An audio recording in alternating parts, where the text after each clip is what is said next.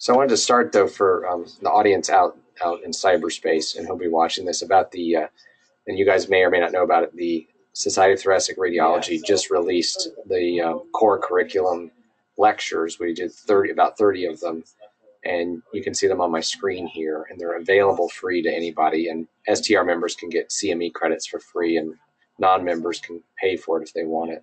But the videos, regardless, are available, and there's different topics. We also have cardiac topics, and these will continue to be populated. Probably we'll add another 20 or 30, hopefully in the upcoming year.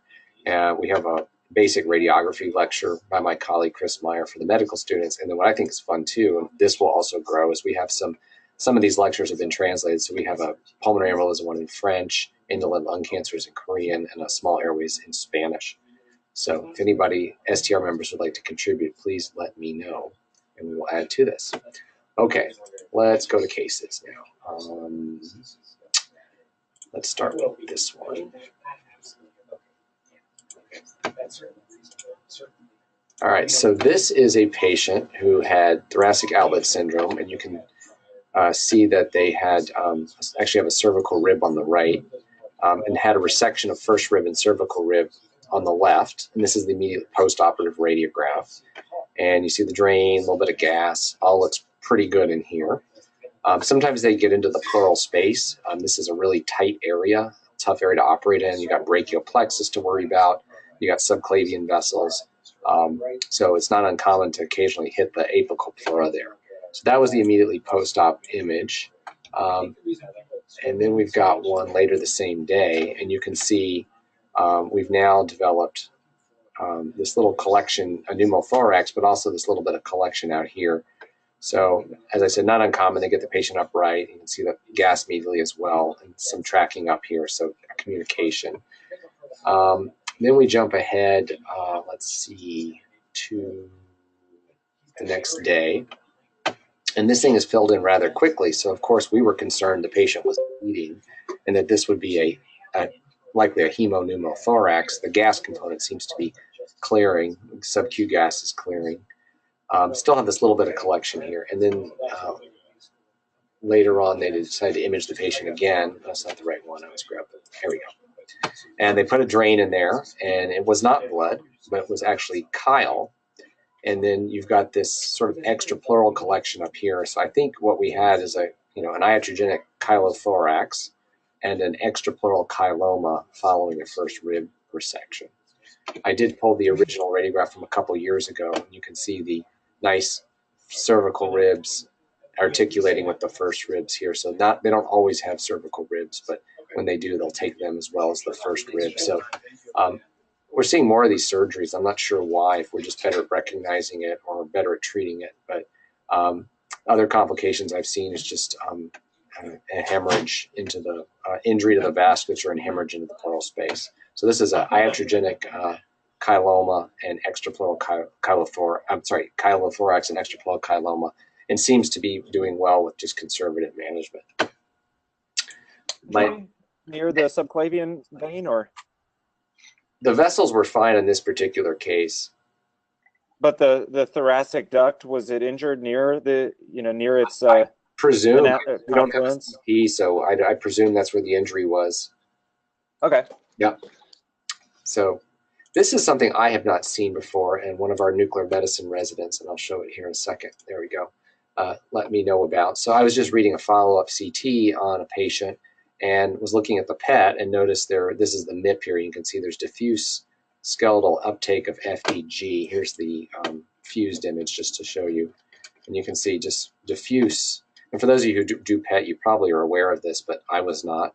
And it turns out, so this patient has a history of diffuse large B-cell lymphoma and really had no bone marrow disease at this time, but was on GM-CSF to stimulate the bone marrow. So this is a GM-CSF effect. And usually it's more homogeneous. This is a little bit mottled, but it's so uniform, and every single bone is involved.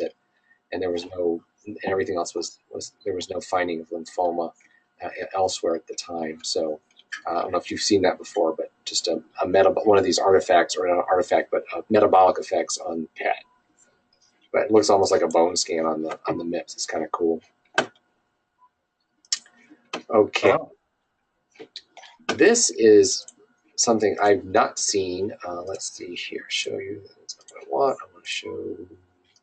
So this is a 4-month-old who just got a fever and sort of a respiratory illness, and this is the original CT here, and was seen in the ED, and had been diagnosed with a URI, but then came back, wasn't doing well, was not wetting diapers, not eating as much, becoming lethargic, and was ultimately admitted for just supportive therapy.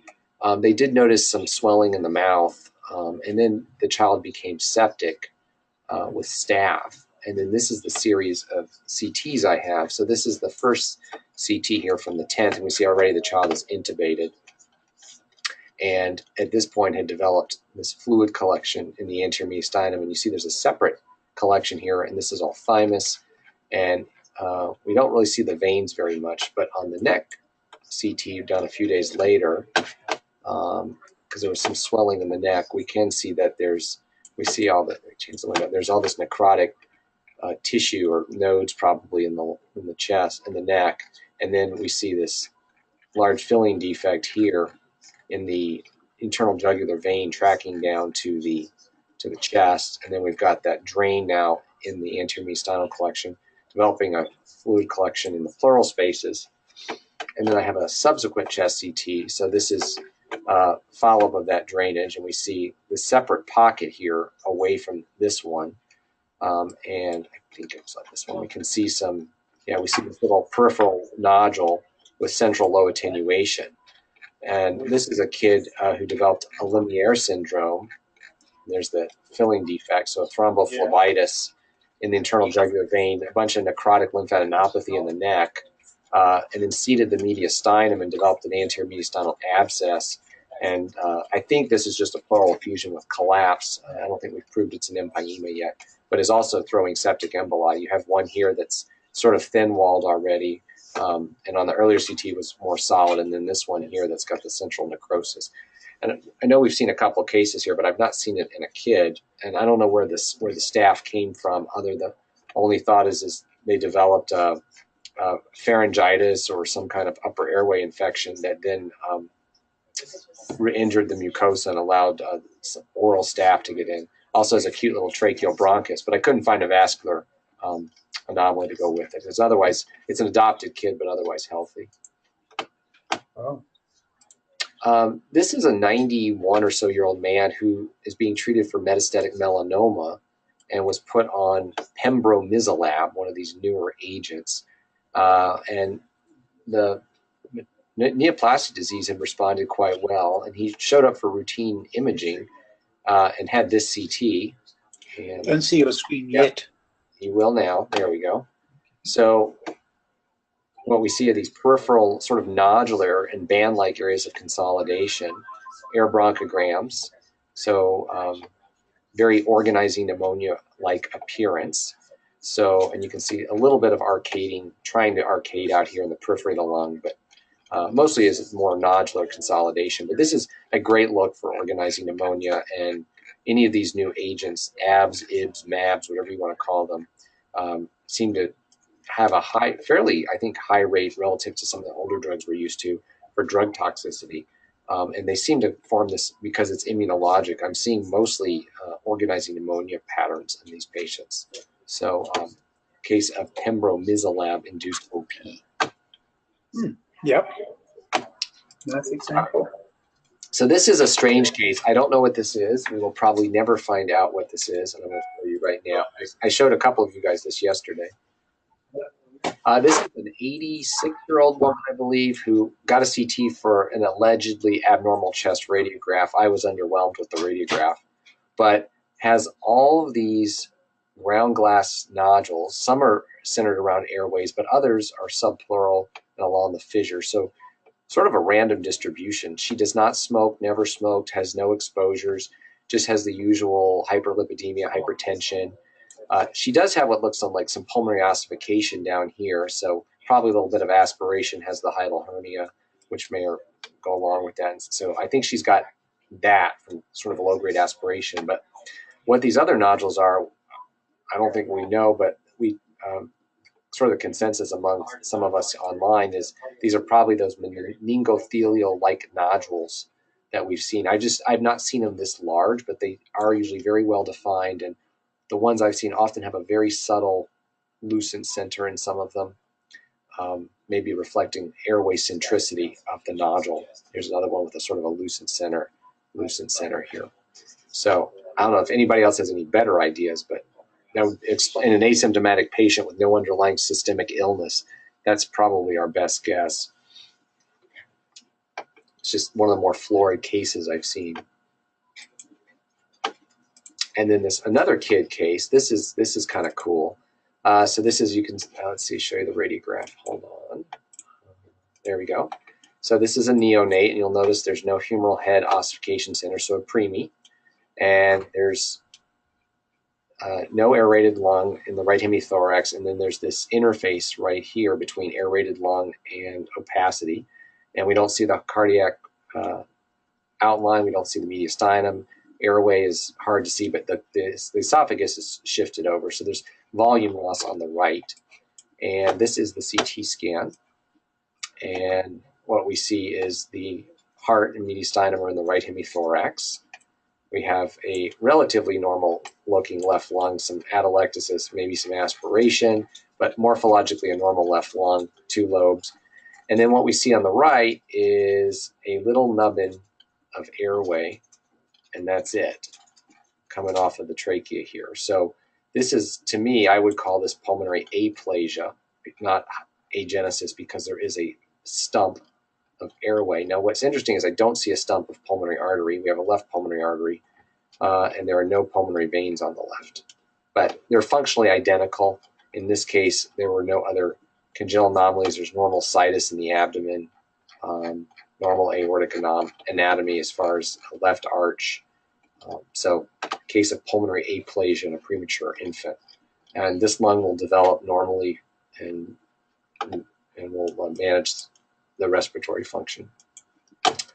And that is all. All right, Howard, David. Jeff, could I go ahead? I've got a couple of cases, but I'm going to have to split pretty soon. Yeah, go ahead, David. Okay. Okay, so so this is a person with a fairly normal looking chest radiograph here, despite severe pulmonary hypertension. So perhaps, you know, with that in mind, you could say this is a little bit plump here. The interlobar pulmonary artery is a little plump. Maybe the left PA is a little plump, but it's not very impressive. Here's the right PA on lateral view. Maybe it's a little big, but this person has pretty profound findings here on this outside CT scan of all of this ground glassy patches all over the place, in addition to the severe pulmonary hypertension here with a dilated hypertrophied right ventricle, big right atrium, flat septum, and so forth. And this person died before transplant of severe pulmonary hypertension. There was a PFO, and so she had some shunting. And so because of these CT findings here with these big patches of ground glass all over the place, this was thought to be pulmonary capillary hemangiomatosis. The ground glass patches are bigger than you see with plexiform arteriopathy in the setting of any other kind of pulmonary hypertension. So I think, given those big patches, I think it's very reasonable to consider that this was pulmonary capillary hemangiomatosis. And there wasn't any lung edema on any of the imaging that we had to go along with the possibility of PVOD. So I think pulmonary capillary hemangiomatosis, given these CT findings, there was no autopsy, and so we don't have path confirmation. Any comments? You know, David, I've also, I've also seen nodules like this in patients with scleroderma and pulmonary hypertension. And I wondered if it was sort of, you know, either plexiform lesions, cholesterol clefts, some sort of vasculopathy. Mm-hmm. So I think in pieces. those would. Go ahead. And I've seen it in PCH too. Right. I think, you know, she didn't have any evidence of collagen vascular disease. She did have a normal esophageal study. She didn't have any esophageal dysmotility, and there didn't have any skin findings to go along with scleroderma. So I think that one is way down the list. So we will never know, but it's a case with spectacular CT findings. So before putting it away, I wanted to share. Okay. And then here's a person with a pretty normal radiograph back in 2006. So this is a long time ago. And this person had at this point, had thymectomy because of myasthenia gravis. And so that's why we have sternotomy wires in this fairly young person. And then there was in May, there was a CT scan because this woman had cough and fever and night sweats. And she had this dense right middle lobe pneumonia at that point with some spread of probably infectious stuff into the airways distal to the dense consolidation. And then she also has a pretty impressive necrotic lymph node here. I measured this, and it's 22 Hounsfield units. So it looks like a necrotic node.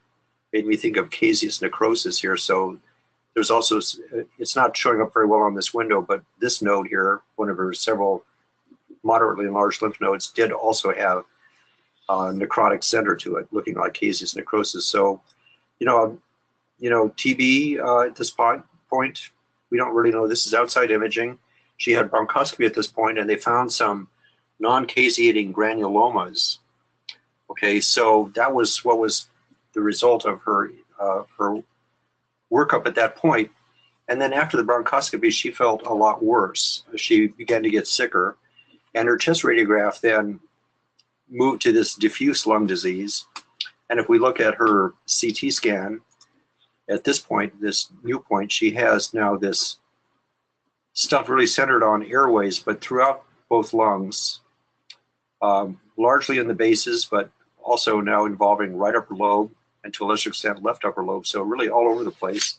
Here are her nodes again, and she still has this, you know, necrotic node here suggesting caseous necrosis and making me think of TB, but I don't think I've ever seen TB with this degree of airway spread without looking more angry. You know, usually you start to see some cavitation or some abscesses and stuff like this. This is very clean.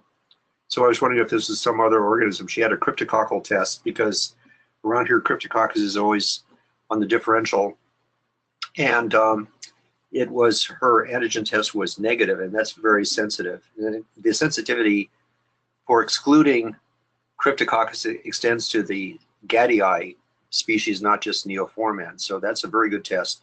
This was not cryptococcus, but it really looks indolent down here. It just doesn't look that aggressive to me. So I don't know. What do you guys think? Is it all fine with TB? I mean, it could be TB. It could also just be some other infection. But you see the patient be pretty sick if you have that much involvement. Do you think they seeded the airways when they bronched her? I think that's what happened. I think they lavaged and they probably helped spread the stuff around. Because if we go back to the original CT, it looked like there was something protruding either into or at least compressing the middle lobe bronchus. There was. There was. That by accident. Right. So let's see if I can get back to that. Yeah, the right bronchus, the middle lobe bronchus is being compromised. Something there. Yeah, it's definitely being leaned on here by this lymphadenopathy in the right hilum. So yes, there was some bronchial thing. So if they helped uncork that, they might have precipitated this spread. So the PCR came back MTB, and she was 4+ AFP positive in sputum, and this was not bronchoscopically retrieved sputum. This is just what she coughed up. So this is florid TB. Now she's a woman who moved from the Philippines years ago, and she has had some contact, you know, a decade ago with somebody who had TB, and she has a positive quantiferon test, but that could be something remote.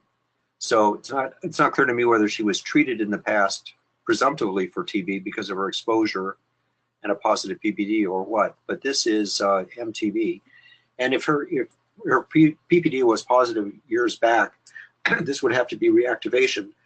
That always makes you think then of HIV. Could this be, you know, a florid recurrence of TB looking like an acute TB in somebody who's lost immune memory because of HIV?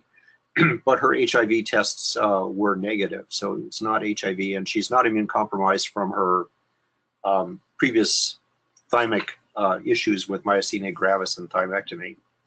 So this is just florid TB, and it probably probably was promoted by the procedure that helped spread things around, maybe from the caseous material that we saw in the adjacent lymph node to the middle lobe bronchus and so forth. So florid TB, never underestimate TB. TB is always on the list. So I was, you know, I thought the necrotic notes were great for TB, but I thought the airway spread seemed atypical for that, but there you go. Okay, here's a person with a classic basal emphysema, fairly young person, I think 42 at this point. Very nice basal emphysema here, maybe some bronchial wall thickening up here. And this is her current imaging. She had an older CT scan from a few years ago, and it showed this basal predominant emphysema, pretty florid, and also showed some degree of bronchiectasis. So she has bronchiectasis everywhere. And this would fit nicely for one of those cases of alpha-1 antitrypsin deficiency that has bronchiectasis. It's not a common manifestation. So doctor told me, though, that the people who get the bronchiectasis in alpha-1 tend not to get the emphysema. But, you know, there are so few cases, I don't know whether that's really solid and whether there's a statistical basis for that or not. So non-smoker, basal predominant emphysema, some bronchiectasis. I thought this was just fine for maybe alpha-1, but her alpha-1 antitrypsin levels are normal. So things moved along. It turns out that she had a brother who also underwent lung transplantation because of bronchiectasis. And somehow that brother's episode got the diagnosis of familial Williams-Campbell syndrome. So that has been applied to this woman as well because her brother got that diagnosis attached to him. And she's now in for transplantation. She had transplantation a couple of weeks ago. This is her more recent CT scan, and you'll see that the bronchiectasis has progressed, but the overwhelmingly dominant finding here is this basal emphysema. So yes, there's some worsening of bronchiectasis.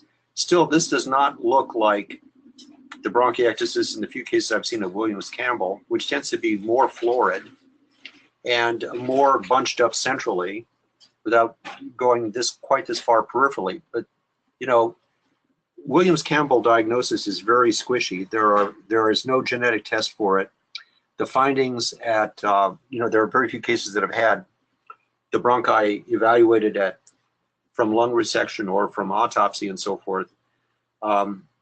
Very few cases, and the diagnosis tends to get applied to anybody who has a possible familial bronchiectasis. So it's hard to know how solid the diagnosis was in the case of her brother who had surgery elsewhere. So I want to show it to you guys to see if you think that this is a slam dunk Williams-Campbell or whether you would consider other causes of bronchiectasis. Yeah. So I would say it's a slam dunk, not Williams-Campbell.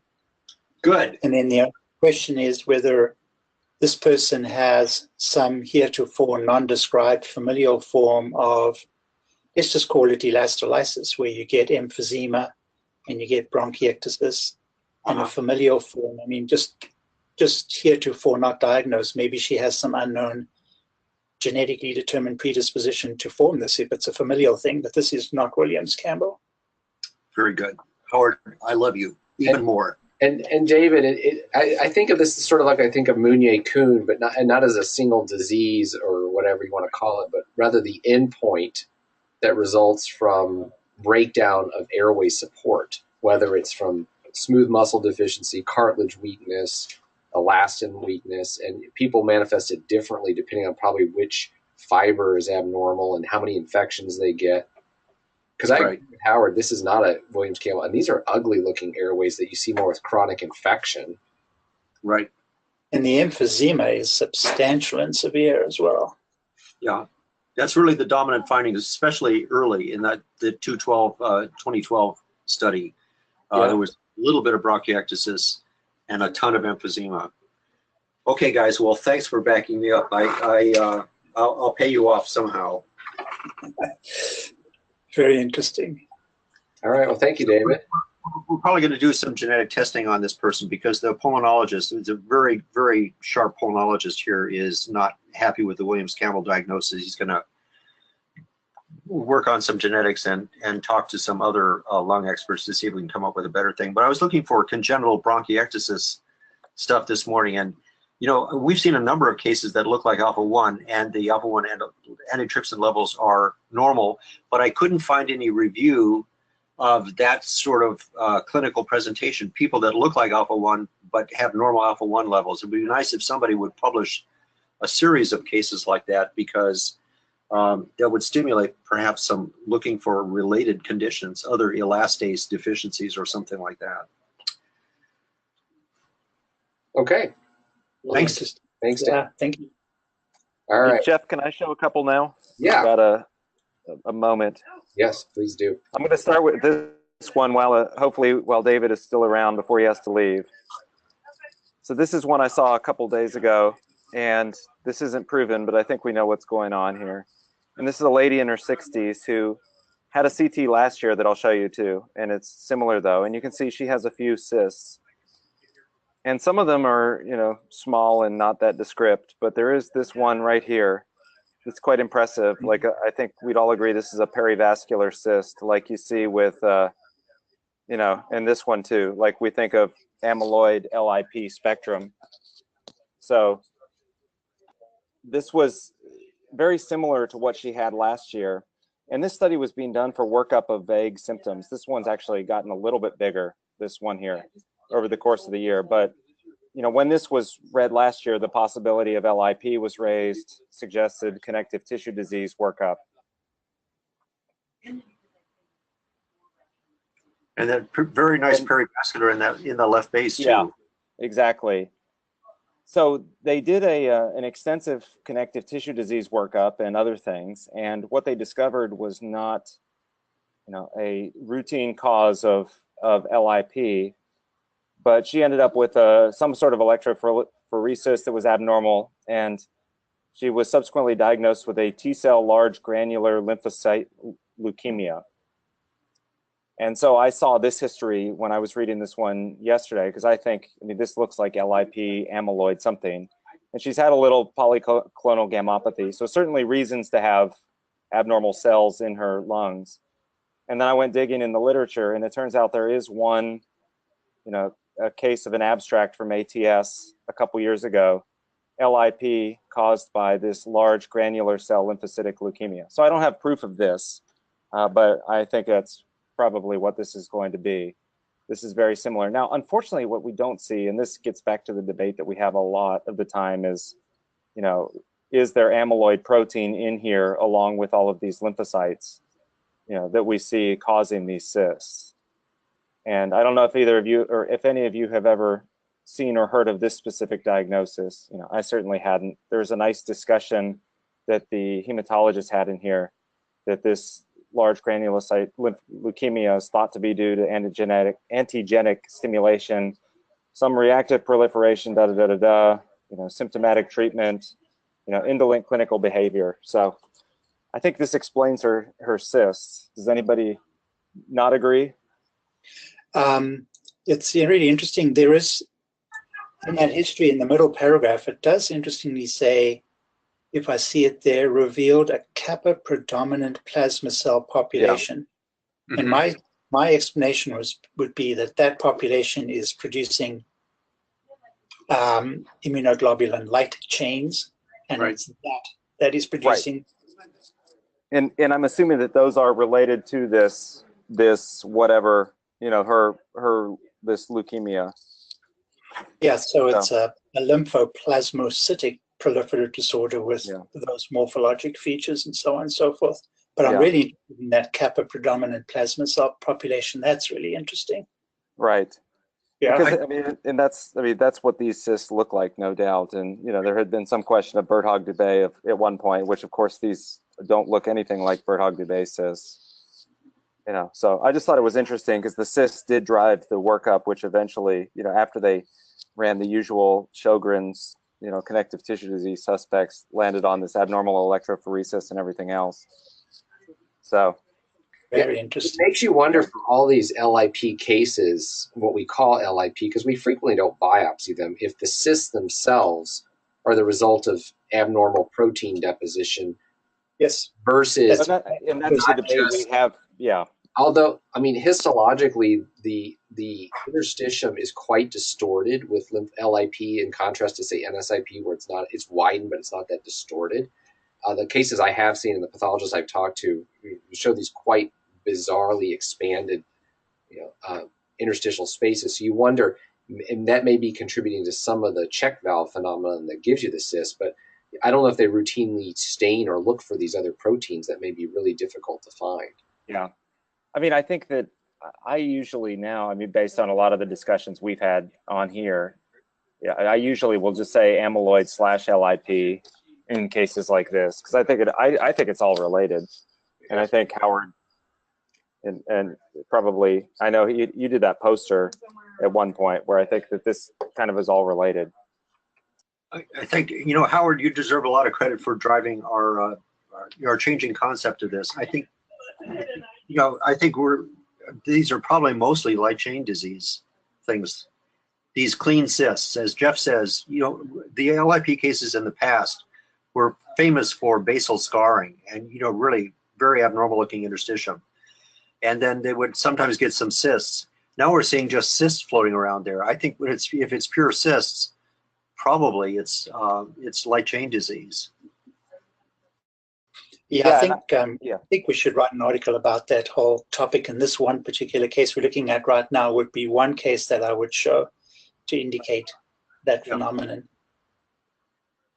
Yeah, and I know I showed a case of light chain deposition disease, which we had path on. I don't think we'll ever get pathology on this. And then I had that recent one that looked similar to this in a patient with multiple myeloma. So again, it's probably the same light chain deposition. And I think what happens then is that macrophages get stimulated and they come and clean things up and they create holes in the lung.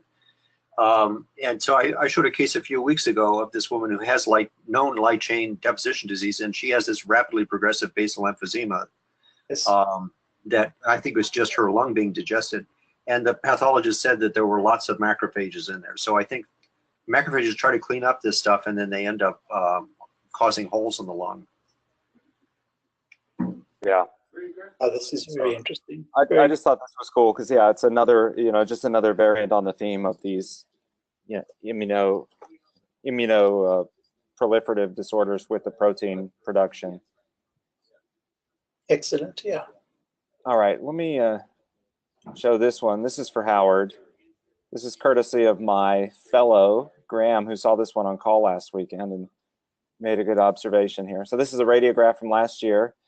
And this radiograph is preoperative for liver donor. So this was a liver donor. And between June of last year and June of this year, she underwent a partial hepatectomy as a donor. Came in with kind of weird history of about a week of abdominal pain, went to an outside hospital and was eventually transferred here. And let's see if I can stop the syncing. And lo and behold, what we see here, Howard, this would have been perfect for the poster. You see the surgical clips, and as Graham pointed out to the clinicians, there's this big, bubble of bowel up here that shouldn't be there. And so she underwent an abdomen and pelvis CT, which does include the entirety of the abnormality.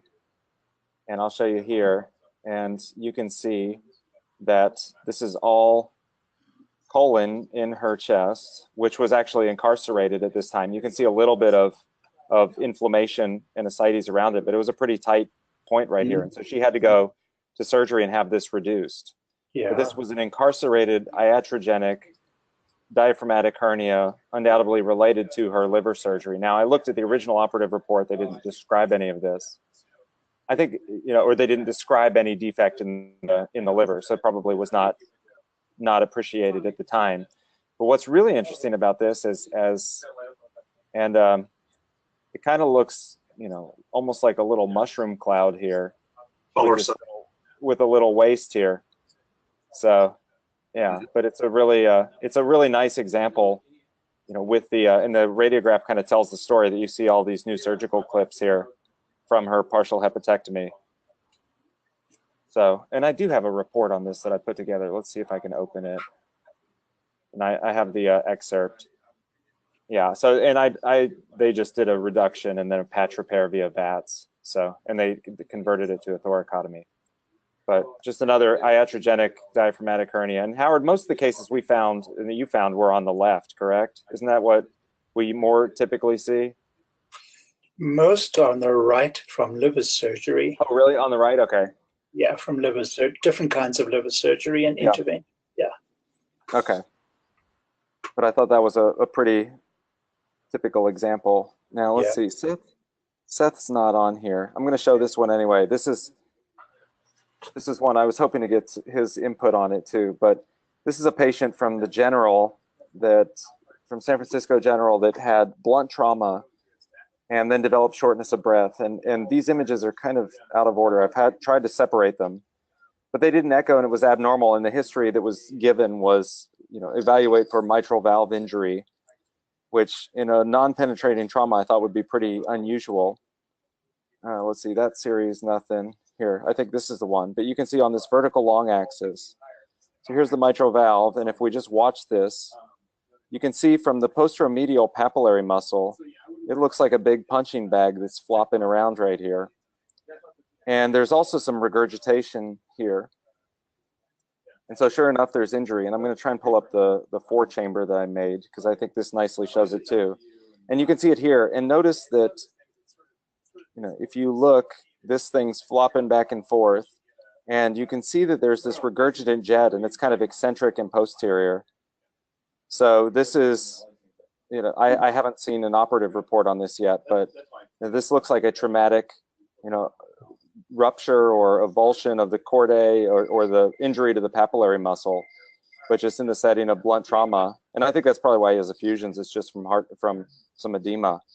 But I thought this was a really interesting case. I've never seen this before, and that's why I was hoping to see if Seth or anyone else had seen this. I don't know, Jeff, are any of your cardiac guys hanging out behind you? Not today. But we don't see as much trauma. What's the what was the mechanism? Well, I was talking to Charlie Higgins about it this morning, and this actually has been described in weightlifters too. And the idea is that if you have blunt trauma during systole, when the mitral valve is closed, if you acutely elevate the intraventricular pressure, you know, you can cause a traumatic ventricular septal defect, or in this case, it kind of just the pop-off valve was the rupture of the papillary muscle. So that was the weakest point that gave. And there was no findings of ischemia, like this could have been an MI that led to the trauma, like a car crash or something? No, I don't know. They didn't do delayed enhancement images, but the rest, I mean, his function looks fine. Yeah, it does look good. So, yeah, right. But that's a reasonable question too, right? Was it the infarct that caused the car crash rather than the rest of them? Yeah. But yeah, this is one. Brant, is Art there with you, or are you watching from afar? So I don't know, but I'll try and sort out some more of these cines and send them out a little bit cleaner image. So, all right, well, that's all I have for today, Jeff. All right, thanks. All right, let's see, Howard, did you already I can show one. Yeah. I can show one. Okay. These are very nice images, and let me show them to you. So this is a person, as you'll see, with pulmonary hypertension. And let me show them perhaps a little bit out of the order in which the studies were actually done. So let me show you, say, this here. Now this is part of a CT from a dual energy pulmonary blood volume procedure, but you'll see the pulmonary artery is big. I'll just quickly go down here to show you the extent to which the right atrium and right ventricle are enlarged, and contrast medium going down into a distended IVC. So pulmonary hypertension, quite severe.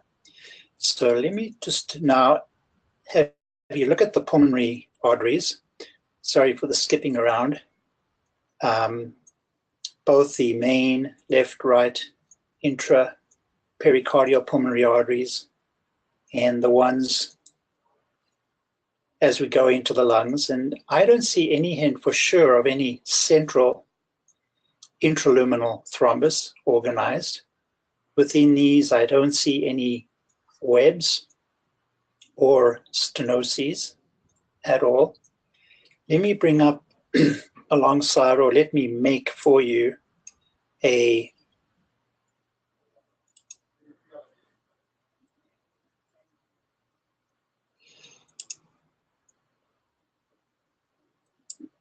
image like this, and maybe even make it a MIP, and the thinnish slab MIP, bring this up.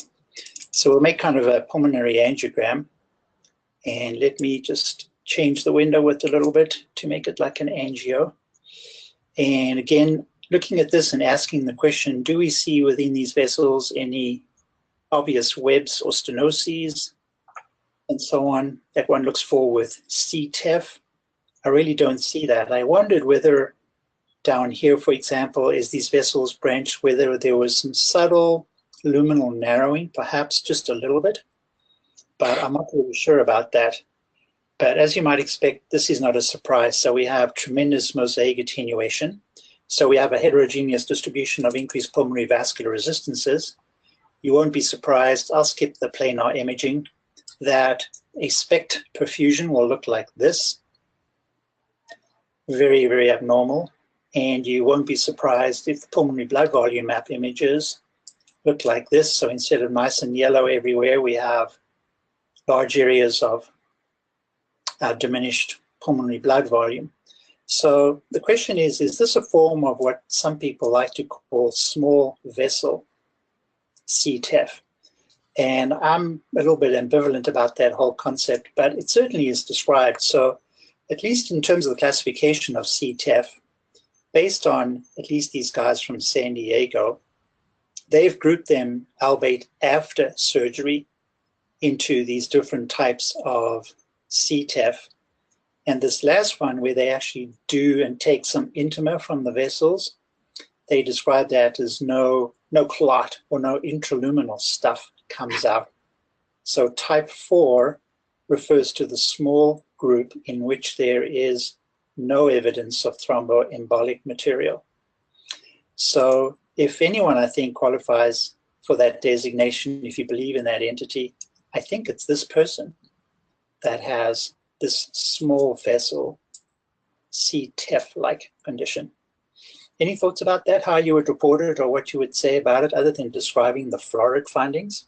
Well, Howard, I may have showed it, or maybe I didn't. I had one case with a CT like yours where there was really no intraluminal findings, but we had a perfusion, a VQ scan that showed multiple peripheral defects, not as large as yours was, but I mean, you can see the heterogeneity here, but the peripheral rat bites that are typical and nothing centrally. So I think it does exist, and it's just below the resolution of our CT scanner. Yeah. I think in these patients, if you have severe pulmonary hypertension, you have these imaging features, they do not take these patients to surgery. They treat them with medications directed towards the pulmonary hypertension. And there's one that's approved for maybe pulmonary hypertension that I think people are starting to use. I think it's pronounced something like Radiograph or something like that. But I suppose this may be this entity of distal or small vessel. Alternatively, there's the pulmonary hypertension could cause some sort of remodeling of the small vessels that leads to just so much intimal thickening that there's no or little perfusion there. And it's maybe not actually thrombus, but I think without tissue, you'll never know. Yeah, maybe the whole concept of CTEPH is not really applicable here. Maybe the primary pathology is in the pulmonary vessels, the small ones in the lung, and everything else is a consequence of that. But this is a very dramatic case. Yeah, I agree. It's dramatic. I think one thing, yeah, I don't think most of us, maybe David has experience because I know they do some of the thromboendarterectomy at Washington, but we may have to wait for Seth to get to UCSD to get his insight from there, because I don't know. I agree with this idea that you may have microscopic disease that isn't central enough that they can actually go in and resect. But the other thing is, vasculitis is always on the differential for small vessels disease and mosaic perfusion. I don't know if I've ever really seen a bona fide case, but I think that's kind of what you're getting at. The two of you are just getting at too, is maybe it's something else. Yeah, I think this whole concept of small vessel CTEPH is problematic. I don't think we understand it very well at all. And had this patient ever had a documented pulmonary embolism, or at least a deep venous thrombosis? Not that I know of. Not that I know of. No, I don't think so. Howard, can you put the planar nuclear medicine study? Okay. I want to see the peripheral defects that we saw in my case. Yeah, see, it's got that mottled peripheral appearance.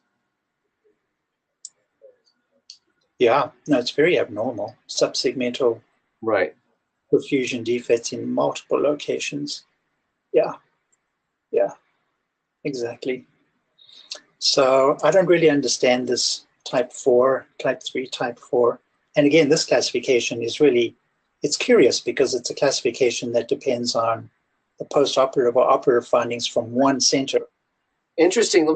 But Howard, go back to that caption. If you read what their description of type 4, it says, despite surgical exploration, they find no thrombus, which makes me wonder. I mean, it could be out of the purview, but wonder if because there isn't any thrombus. It's just severe luminal narrowing because of wall remodeling or scar. Yeah. And I guess they're good enough that they go into these small vessels and they basically do an endarterectomy type procedure. They take out material, but it's the material that lines small vessels to some extent. Isn't that interesting? Yeah. It's very curious. All right. Well, thanks. All right. I thought you'd be interested in the imaging of that case. It's pretty dramatic, pretty interesting. Very cool. All right. Well, I think. All right. All right. Well, that's it for today. So we'll end a little early, and we'll talk to you guys next week. Thank you. Thanks, everyone. Thanks.